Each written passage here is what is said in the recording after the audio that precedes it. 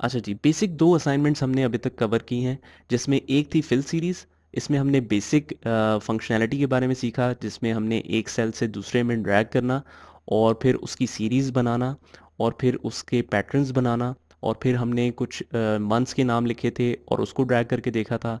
वो custom list के through हम एडिट भी कर सकते थे ताकि हम अपने यूज़र्स बना सकें। फिर हमने कुछ शॉर्ट कीज़ के बारे में सीखा था और कुछ फार्मूलाज़ की बेसिक्स थी। फिर कुछ फॉर्मेटिंग के बारे में सीखा था। तो इस सारी असाइनमेंट्स करने के बाद हमने मार्कशीट डिटेल में एक पहली असाइनमेंट डिस्कस की थी। उसके बाद जो हम करेंगे, अब सारा सिस्टम होगा मॉड्यूल बेस्ड। ठीक है, मैं आपको टोटल 4 मॉड्यूल्स करवाऊंगा। बेसिकली ये हैं सिर्फ 4 मॉड्यूल्स, इसी में पूरा एक्सेल आपका कवर हो जाएगा। मॉड्यूल्स क्या हैं? एक एक शीट में according to the level of the course, मतलब एडवांस सिटी के हिसाब से ये सारी चीज़ें डिफ़ाइन हुई हैं। तो एक एक फ़ाइल में बहुत सारी शीट्स मौजूद हैं और उसमें से कुछ चीज़ें तो हम कर चुके हैं। मैं मॉड्यूल 1 आपको स्टार्ट करके दिखा भी देता हूँ और कुछ चीज़ें हमने फर्दर करनी है।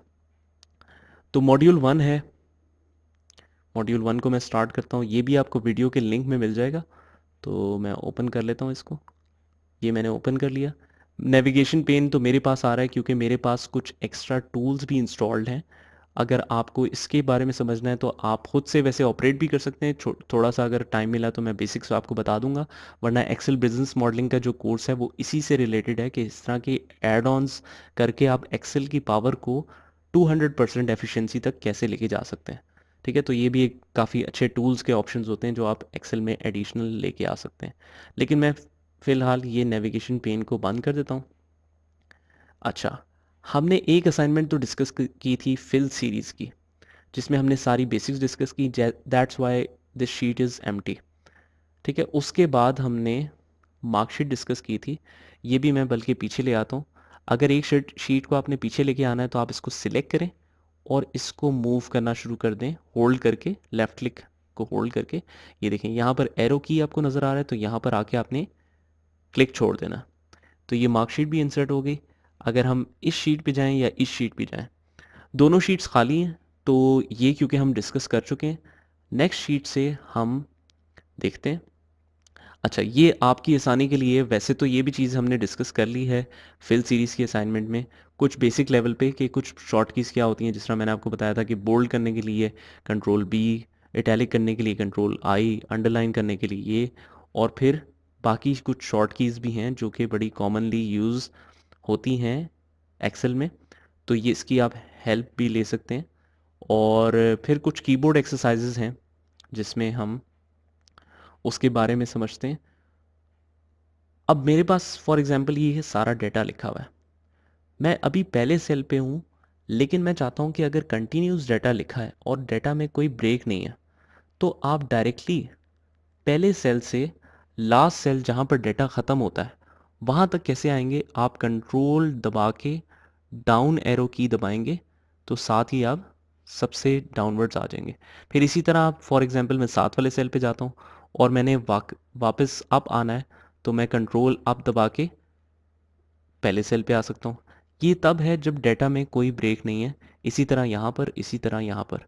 जब डेटा में ब्रेक होगा तो होगा क्या कि आपने पहले सेल को सिलेक्ट किया, कंट्रोल दबा के जब मैं डाउनवर्ड मूव करूँगा तो ये जहाँ पर डेटा में स्पेस है वहाँ पर ये स्टॉप हो जाता है। That's why Excel recommends that you don't leave any of the cell empty. तो एम्प्टी आपने कोई भी सेल नहीं छोड़ना। उसके बाद मैं कंट्रोल डाउन दबाता हूँ तो देखें ये नेक्स्ट अब डिजिट पे मूव हुआ, नेक्स्ट नंबर पे मूव हुआ है, नेक्स्ट वैल्यू पे। उसके बाद हम कंट्रोल दबा के डाउन दोबारा से दबाएंगे तो ये बिल्कुल एंड पे आ जाएगा। ठीक इसी तरीके से अगर आपने लास्ट सेल से ऊपर आना हो तो तब भी ये जहाँ पर ब्रेक आएगा वहाँ पर ये रुक जाएगा। उसके बाद आपने कंट्रोल होल्ड करके दोबारा से कंट्रोल अप दबाना पड़ेगा और फिर से कंट्रोल अप दबाना पड़ेगा। तो इस तरीके से आप डेटा के दरमियान मूव कर सकते हैं। ये कीबोर्ड एक्सरसाइज 1 है, बड़ी सिंपल सी है, तो ये आप कर सकते हैं साथ में। फिर कीबोर्ड एक्सरसाइज 2, इसमें भी कंट्रोल की फंक्शनैलिटी बताई हुई है कि अगर कोई डेटा आपका ऐसे चल रहा है, कंटिन्यूस डेटा है, ये हैशेस हमने सिर्फ सैंपल के लिए रखे हैं, और इसमें आपके लिए एक छोटी सी गेम है। आपने क्या करना है, स्टार्टिंग पॉइंट है और स्टार्टिंग पॉइंट से आपने पॉइंट नंबर 1 पे जाना है, फिर पॉइंट नंबर 2, फिर 3, फिर 4, फिर फिनिश तक जाना है और इस रेंज से बाहर नहीं निकलना। ठीक है, तो हम कैसे जाएंगे? कंट्रोल डाउन, क्योंकि कंटिन्यूस डाटा था तो हम डायरेक्टली एंड तक आ गए। अब यहाँ पर भी कंटिन्यूस डाटा है, कोई ब्रेक नहीं है, तो कंट्रोल राइट, फिर कंट्रोल दबा के अप, फिर कंट्रोल दबाए रखें और फिर लेफ़्ट और फिर अप। ठीक इसी तरीके से एक्सरसाइज 2 है, ये आप खुद से भी कर सकते हैं। कंट्रोल राइट डाउन, फिर लेफ़्ट, फिर अप, फिर right, up, right, sorry left, फिर अप, फिर राइट, फिर अप, फिर लेफ़्ट, फिर अप, फिर राइट। तो इस तरीके से आप डेटा के दरमियान मूव कर सकते हैं। ये जस्ट इसको आपकी प्रैक्टिस के लिए है कि, और इसमें यहाँ पर लिखा हुआ भी है कि कीबोर्ड एग्जाम्पल्स में आपने करना क्या है। You have to hold the control key and press the arrow keys to move to the end of a continuous block of data. ठीक है, ये मोस्ट इंपॉर्टेंट चीज़ है। अगर कभी आपके पास डेटा ऐसे एम्प्टी हो तो इट इज़ रिकमेंडेड कि you right any thing on that. मतलब आप यहाँ पर लिख दें बेशक नॉट अवेलेबल। अच्छा, अगर इसी स्पेसिफिक जगह पे मैंने नॉट अवेलेबल लिखना हो तो कैसे लिखूं? आप क्या करें, सारा डेटा सिलेक्ट करें। अब कंट्रोल शिफ्ट भी अगर आप होल्ड करके डाउनवर्ड ड्रैग करते हैं ना, तो देखें ये भी यहाँ पर रुक जाएगा क्योंकि डेटा में स्पेस है। फिर कंट्रोल शिफ्ट डाउन दबाना पड़ेगा। कंट्रोल शिफ्ट होल्ड करके रखें और डाउन डाउन एरो की दबाते रहें। उसके बाद आपने कंट्रोल F किया और फाइंड एंड रिप्लेस आप कर सकते हैं। अब मैंने इस स्पेसिफिक ब्लॉक को इसलिए सिलेक्ट किया because you have to limit the canvas if you want to do anything in that particular column. हम क्या फाइंड करना चाह रहे हैं जिसको रिप्लेस करना है हमने? देखें, अब मैं कंट्रोल F दबाता हूँ तो मेरे पास दो टैब्स आते हैं, एक फाइंड का टैब है, एक रिप्लेस का टैब है। हम चाह रहे हैं कि हम रिप्लेस कर दें क्या चीज़? ब्लैंक। तो ब्लैंक ही छोड़ दें इसको। और रिप्लेस किस चीज़ के साथ करना चाह रहे हैं हम? नॉट अवेलेबल के साथ। रिप्लेस ऑल दबाऊंगा तो ये देखें 7 रिप्लेसमेंट्स ऑटोमेटिकली हो गई। ओके किया हमने, क्लोज किया। अब आपने नोटिस किया होगा कि कैनवस क्योंकि मैंने लिमिट किया था, ये सिर्फ यही ब्लॉक ऑफ डेटा मैंने सिलेक्ट किया था और उसके बाद कंट्रोल F करके रिप्लेस किया था। That's why it has only replaced this blank cells with the value. अगर मैं ऐसा ना करता तो कितनी सारी ब्लैंक सेल्स हैं जो फिल हो जाते। ठीक है, तो वो प्रॉब्लम हो जाता हमारे लिए।